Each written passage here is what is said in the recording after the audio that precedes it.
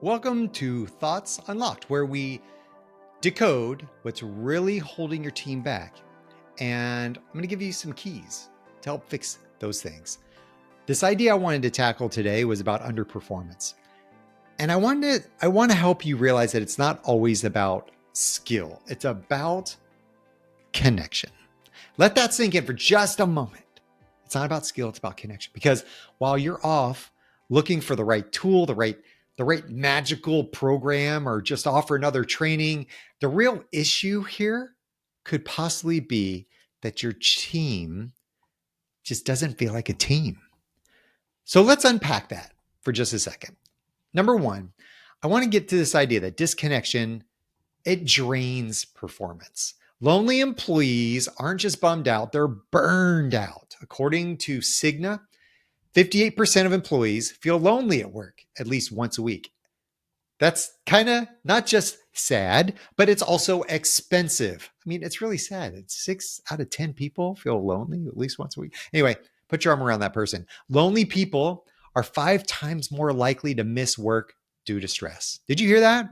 5 times more likely to miss work due to stress, more prone to check out emotionally, and less likely to speak up when it really, really matters. And that means feedback disappears, silos get stronger, morale tanks. If your team looks like they're coasting or clashing, it might be that social isolation is happening. They might just be lonely. It might not just be like, oh, that person just has such a bad attitude. No. It might just be social isolation. Number 2, connection. It builds trust, my friends. Google did this project. They had this project called Project Aristotle. And if you haven't looked it up, look it up right now.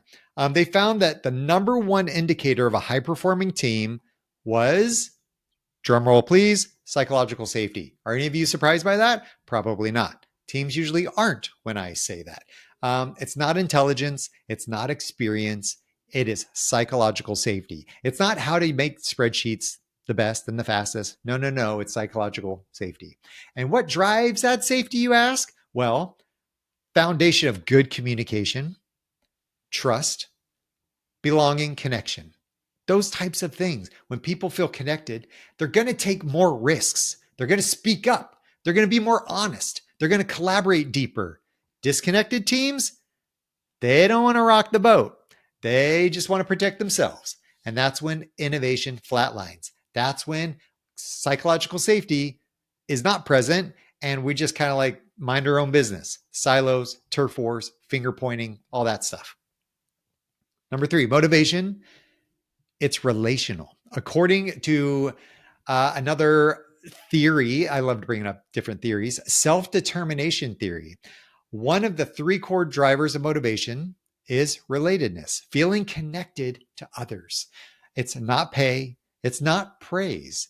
It's connection. Some of you are like, just give me more money. Some of you are like, just write a nice letter to me. Let's just connect better. Peer camaraderie, according to the Total Motivation Framework. If you haven't read that book, you should check out that book. That one is awesome. It's one of the top intrinsic motivators at work. So when a team feels flat, maybe don't jump to incentives or accountability charts. Ask yourself, do these people, do they even like each other?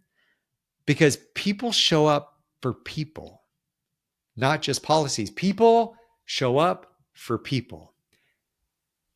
I'm willing to jump in the trenches and fight for you because I trust you and you trust me and we're in this together. Number 4, emotional tone is contagious. Everybody has this emotional thermostat, and disconnected people, well, they usually run a little bit colder. Cynicism, it spreads faster than clarity. You ever notice that?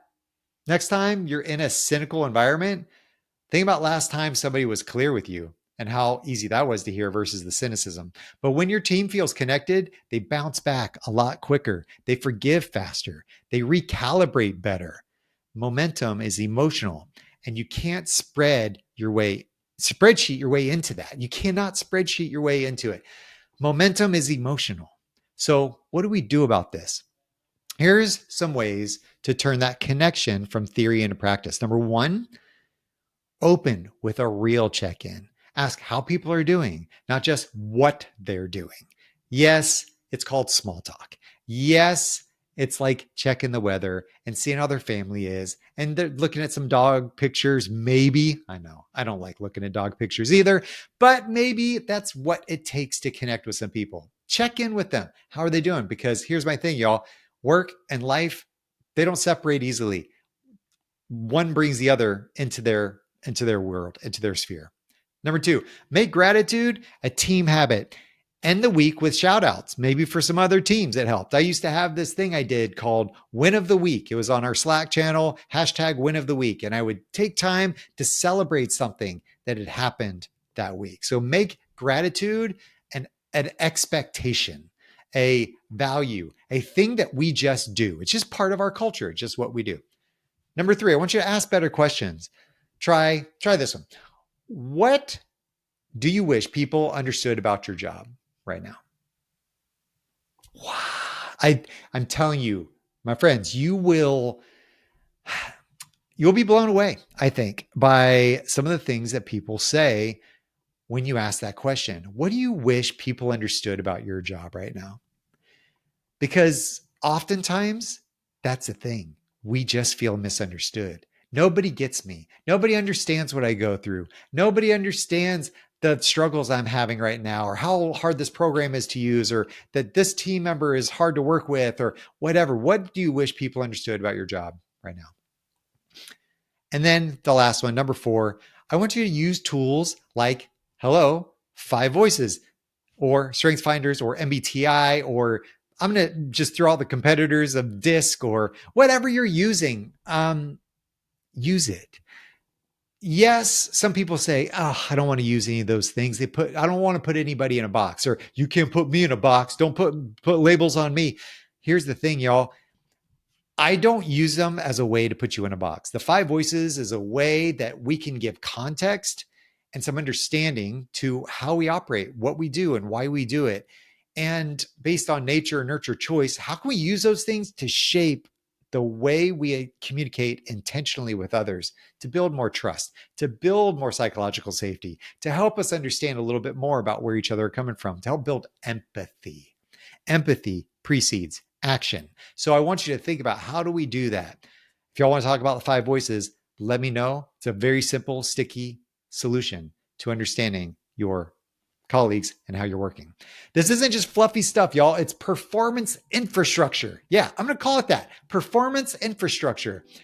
The fluffy stuff. This is the hard stuff. We talk about hard skills and soft skills. The hard skills are the job stuff, the building spreadsheets. The soft skills are talking to people. But you know what? This is the hard stuff. The people, that's the hard stuff. Let's keep talking about it and keep working on it. You might think you have a performance problem, but most of the time, it's not that your people can't do their job. It's that they don't feel seen or known or connected to anybody. Just let's fix that. And in a virtual workplace, it's even more important that we do that. Performance. The performance will take care of itself. We help people feel connected, involved, heard. We build psychological safety. We'll start to be challenged a bit more, and we'll start to raise the roof, raise our expectations, and increase hope in what we do. So here's your challenge. Pick one person on your team, and I want you to check in, not about tasks, but about them. Some of you are really good at this. Some of you, you know who you are. You're not so good at this. Connection starts with curiosity. So let's go be curious. Thanks for listening to another episode of Thoughts Unlocked. Share this one with a leader who's trying to figure out why their team is stuck. And remember, connection, it's not extra, it's essential.